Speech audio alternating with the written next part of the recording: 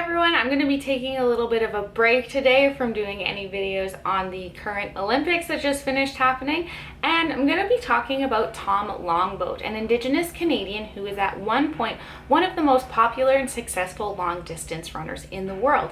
He would represent Canada at the Olympic Games, served during World War I, and his legacy in Canada remains to this day with an award that is given in his name. So with lots of information to cover, let's get started. Thomas Charles Longboat was born on the 4th of July, 1886 in Oswegan, Six Nations Grand River in Ontario. He lived on a small farm with his family on their reserve.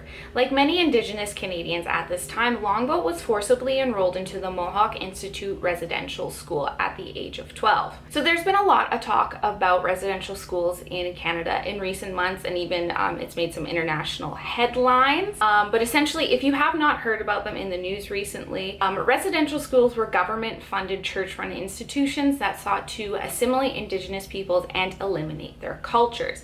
Recently, due to numerous unmarked graves and burial sites that have been discovered across Canada, they have been making a lot of headlines. Now, I would suggest if you don't necessarily know too much about residential schools that you can do some at-home research. They're a very kind of dark part of Canada's past that's been kind of recently come up that a lot of people, even within Canada and internationally, don't know too much about. While Longboat attended the residential school, they attempted to convert him to Christianity and give up his mother tongue of Onondaga. He hated it, as many kids would, and attempted to escape the school many times by running away. Now, he was eventually able to escape, and he ran to his uncle's property where he hid from authorities, and he was never caught and never returned to the residential school. So at the time where Longboat would have started his career in the early 1900s, the only way you could compete in events like the Olympic Games and the Boston Marathon were if you were considered an amateur athlete, as in you didn't get any form of sponsorships, you didn't get any form of payment or whatever for competing in your sport. So in Canada, he won the Hamilton Around the Bay race in 1906, the Toronto Ward Marathon from 1906 to 1908, and these wins actually helped him gain entry into the Boston Marathon of 1907. He would actually win the Boston Marathon that year and set a huge record of 2 hours, 24 minutes, and 24 seconds. At the time, this run was about 5 minutes faster than any previous winner of the race thus far. He would later represent Canada at the 1908 London Olympic Marathon. So during this race, Tom Longboat actually collapsed and did not place in the top 3. However, a rematch was held the same year at Madison Square Gardens in New York City with the winner of the Olympic medal, Dorando Pietri. Longboat actually won this race, and after winning that race, he turned professional.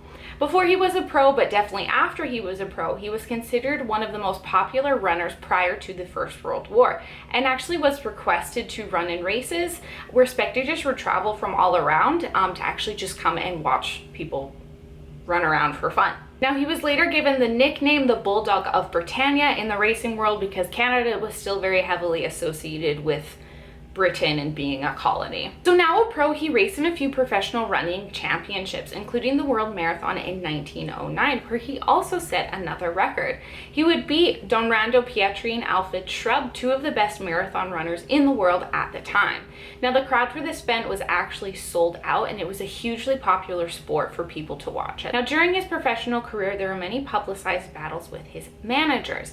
But Longboat was ahead of his time in terms when it came to training. He didn't just run every day until he burnt himself out. He actually ran and altered his workouts with walking or lighter activities after heavier training days, like many professional athletes do today. But this was out of the norm for the time, as many athletes would just run until they were exhausted every day.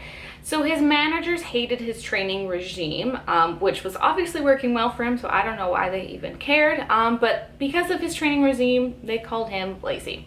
And because of his bad relationship with his manager, he would buy out his own contract and race without one.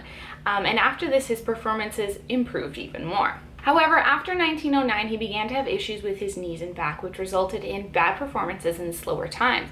The media and the fans said it must be his Indian laziness, which does not at all have any racist undertones, but okay. His former manager actually had a part to play in this as well. As he was scorned by the whole contract thing, he actually spread rumors about Longboat to newspapers, which then printed bad stories about him. So it didn't help that in 1911 he was actually arrested for drunkenness, which of course fueled fire for reporters and fans, and the opinions of Indigenous people as a whole. It also didn't help that at this time a lot of people were turning to kind of anti-alcohol and saw excessive drinking as a sin, hence the upcoming prohibition in the United States. He would continue to be a very popular runner, do very, very well in the professional North American races. So while an amateur, Longboat only lost about 3 races, and when he had turned professional, he had 2 national track records and several unofficial world records at this time, in which he held one for the 24-kilometer and 32-kilometer race. However, they were considered unofficial because he was a professional athlete. They didn't have any sanctioned events for those athletes who were professional or earned money for their running. They weren't considered actual world records. You had to be an amateur to actually have an official world record at this time. However, much of his career slowed down during the outbreak of World War I in 1914. Now, it's estimated that about 4,000 to 6,000 status and non-status First Nations people were enlisted during World War I, and this includes nurses, soldiers, and admin workers. So most Indigenous men were assigned to 2 battalions, the 114th, also known as Brock's Rangers, and the 107th, the Timberwolf Battalion. Unlike a couple other countries or battalions at this time during this war, First Nations people were not segregated into all Indigenous or all Indian units, unlike some other places like France and Britain who had some of their own colonized units that fought for them during the war. So in 1916, Longboat enlisted in the Canadian Armed Forces. So he was a runner or a dispatch carrier for the 107th Pioneer Battalion stationed in France, which meant that he basically ran messages between units along the front and back lines, which ended up being a pretty perfect fit for him. Now, while serving in the military during the World War, he actually continued to race, winning several battalion sporting contests, including the 8-mile race at the 1918 Canadian Corps Communion Day competitions. He ended up being wounded twice during the war, but survived, and in 1919 returned to Canada. So upon his return to Canada, he somewhat retired from professional racing. He later lived and worked in Toronto until 1944, and when he retired, he returned to the Six Nation Reserve. He died in 1949. So in 1951, the Tom Longboat Award was created in his honor, where every year the Aboriginal Sports Circle presents an award to an Indigenous athlete who demonstrates excellence in sports, and this award is still given out today every year. He was then inducted into the Canadian Sports Hall of Fame in 1955. Now, I'm quickly going to go back to his stay at the Mohawk Institute Residential School for a little bit. Now, many survivors of this Anglican-run school have reported an incredible amount of abuse of all kinds while they endured their stay there. I wasn't able to find anything specific on the abuse that Longboat experienced personally, but from other reports of children at this school who ran away even around this time and later on, when they were caught, they were stuffed into a prison-like cell, which was a dark, cramped closet. Students were left there for days, sometimes without sufficient food, water, or sanitation. Now, it's very likely that Tom Boat, as someone who ran away from the school and was caught a few times, was put into something similar or this same prison cell after being captured by authorities. Ironically enough, after his athletic success, the Institute asked him to come to the school and speak to the children. He flat out refused and said, I quote, "I wouldn't even send my dog to that place." Tom Longboat was one of the first internationally recognized Canadian Indigenous sporting celebrities, and he was a very successful one.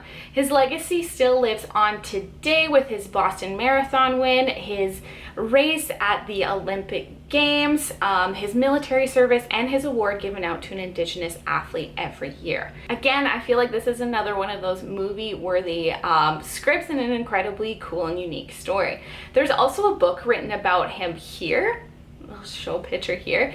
It's really good and gets into a lot more information about Indigenous peoples and sport in Canada as a whole. So if you're interested a little bit more on that topic, I would definitely suggest reading this book. So I hope you guys enjoyed today's video. If you did, you can always give it a like. If you want to see more stuff like this, you can always subscribe as well. Really appreciate it. Thank you very much, and I hope you enjoyed. See you later. Bye.